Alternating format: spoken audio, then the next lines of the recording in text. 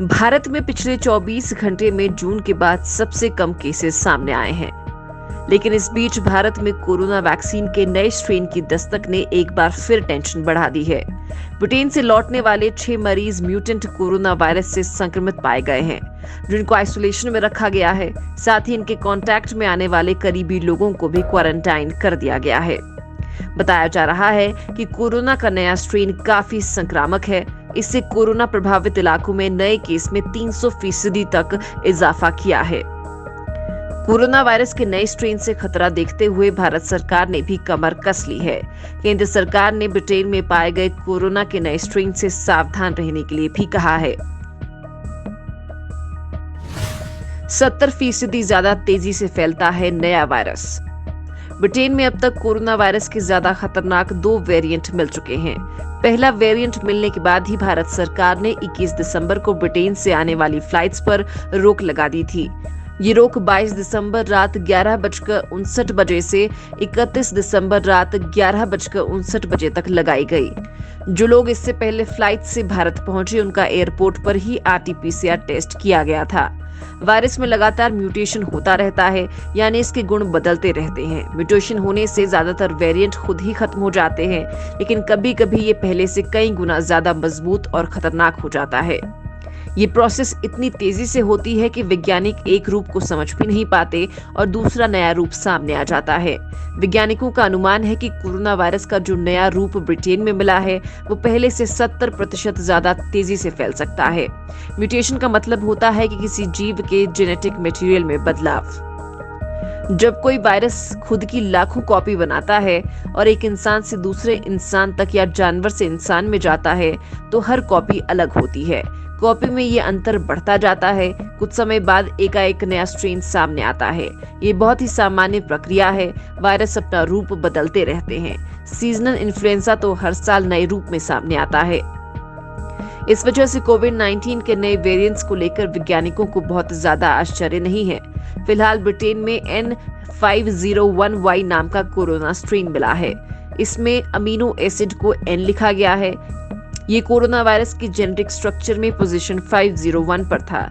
इसे अब Y ने रिप्लेस कर दिया है। खतरे से निपटने की सरकार की बड़ी तैयारी। केंद्रीय गृह मंत्रालय ने कोरोना मामलों को देखते हुए फ्रेश गाइडलाइन जारी की है। इसके तहत मौजूदा कोविड-19 गाइडलाइंस को 31 जनवरी 2021 तक बढ़ा दिया है। इसके अलावा अलग अलग राज्य सरकारें भी कोरोना के नए स्ट्रेन को लेकर सतर्क हो गई हैं। कर्नाटक में कोरोना वायरस के नए स्ट्रेन को देखते हुए 2 जनवरी तक नाइट कर्फ्यू के आदेश हैं। यूके से आने वाले सभी यात्रियों को 72 घंटों के अंदर RT-PCR टेस्ट करवाना होगा।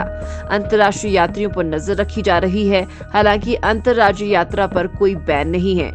नए स्ट्रेन के खतरे के बीच महाराष्ट्र में नाइट कर्फ्यू लागू हो चुका है। इस बीच मुंबई में प्रशासन और BMC खतरे से निपटने के लिए मुस्तैद है।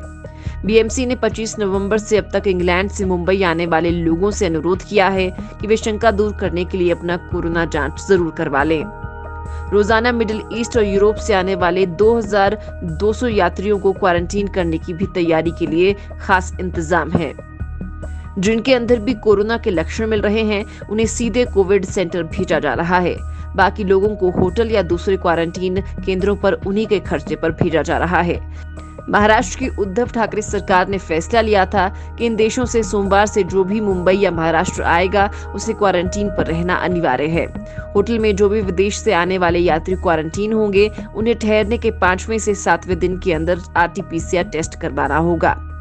यूपी में योगी आदित्यनाथ सरकार ने भी पिछले 15 दिनों में यूके से लौटने वाले यात्रियों को ढूंढकर क्वारंटीन करने के आदेश दिए हैं। फिलहाल यूके से लौटकर आए अब तक 10 लोग यहाँ संक्रमित पाए गए हैं। इनमें कोरोना का नया स्ट्रेन पता लगाने के लिए सभी 10 संक्रमित लोगों के सैंपल दिल्ली स्थित institute of genomics and integrative biology भेजे गए हैं। इसके अलावा यहां यूके से लौटने वाले यात्रियों का पता लगाने के लिए खुफिया तंत्र की भी मदद ली जा रही है। जिन लोगों में लक्षण पाए जा रहे हैं, उन्हें 2 हफ्तों के लिए आइसोलेशन में भेजा जा रहा है। भारत के अलग अलग एयरपोर्ट पर 25 नवंबर से 23 दिसंबर के बीच यूके से कुल 33,000 यात्री आए थे। इनमें से 114 संक्रमित पाए गए। इनके सैंपल को जब जीनोम सीक्वेंसिंग के लिए भेजा गया तो 6 सैंपल में कोरोना का नया स्ट्रेन मिला। इनमें से 3 केस बेंगलुरु, 2 हैदराबाद और 1 पुणे में मिला है।